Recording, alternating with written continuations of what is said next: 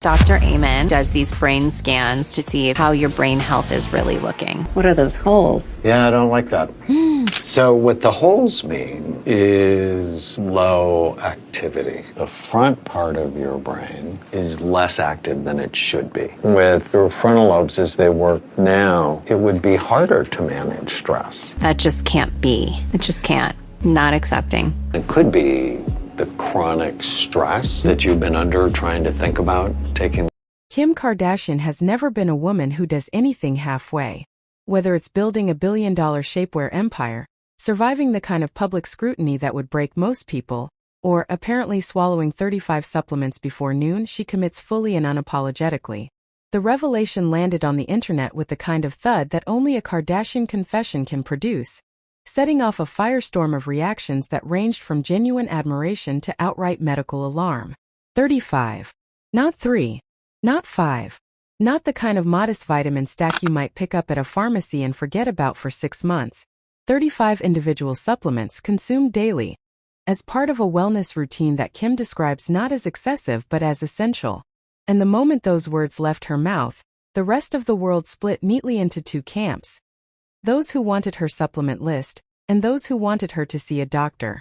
To understand why this story hit so hard, you have to understand what Kim Kardashian represents in the cultural conversation around beauty, health, and the relentless pursuit of perfection. She is not merely a celebrity. She is a living laboratory, a woman who has spent the better part of 2 decades treating her own body as both the product and the brand, openly discussing everything from her psoriasis to her lupus scare to the extreme dietary changes she made ahead of the 2022 Met Gala. She once openly admitted to wearing a corset while sleeping. She has spoken at length about cryotherapy, infrared saunas, and blood tests she runs with the kind of frequency most people reserve for dental cleanings. So when Kim says she takes 35 supplements a day, it does not arrive in isolation. It arrives as the latest chapter in a very long story about a woman who is absolutely, completely, perhaps dangerously obsessed with optimizing herself, and a culture that watches her do it with a mixture of fascination and envy that it cannot quite bring itself to abandon. The supplement industry in America alone is worth over $50 billion annually, and it grows every single year, fed in no small part by celebrity endorsements, influencer culture, and the deeply human desire to believe that wellness can be purchased, bottled, and consumed before breakfast. Vitamins, adaptogens, collagen peptides, omega-3 fatty acids, biotin, magnesium glycinate, ashwagandha, NAD+ boosters, coenzyme Q10, probiotics, prebiotics, digestive enzymes, zinc, lion's mane mushroom, berberine. The modern wellness market has produced an almost infinite menu of things you can take to feel better, look younger, sleep deeper, think faster, and age slower. The problem, and it is a significant one, is that the science has not kept pace with the shopping cart. The majority of supplements available to consumers have not been subjected to the kind of rigorous clinical trials that would be required of a pharmaceutical drug, and the FDA does not evaluate them for safety or effectiveness before they hit shelves. What you are largely operating on, in many cases, is hope, marketing, and the persuasive power of before and after photography. Physicians and nutritionists have been raising this alarm for years, but the alarm gets harder to hear when it is competing with the spectacularly lit Instagram posts of someone who looks the way Kim Kardashian looks at 43. The logic, as seductive as it is flawed, becomes almost irresistible.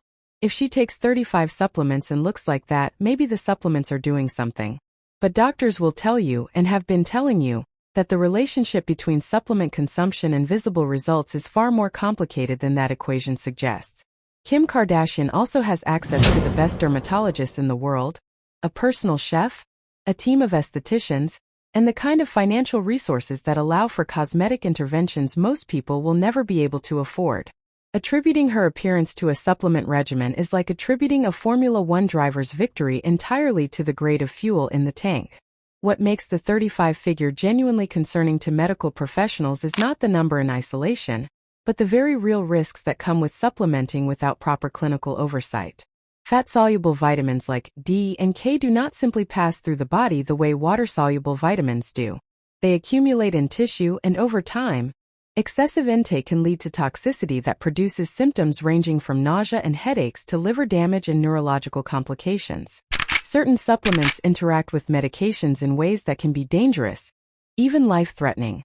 High-dose fish oil can thin the blood, Vitamin K can interfere with anticoagulants.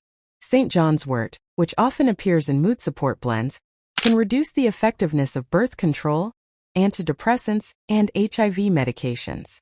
And the more supplements you add to your daily protocol, the more complex and difficult to predict those interactions become. 35 is not a wellness stack.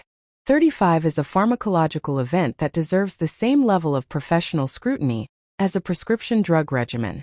None of this means that supplements are universally useless or that people should clear their medicine cabinets entirely.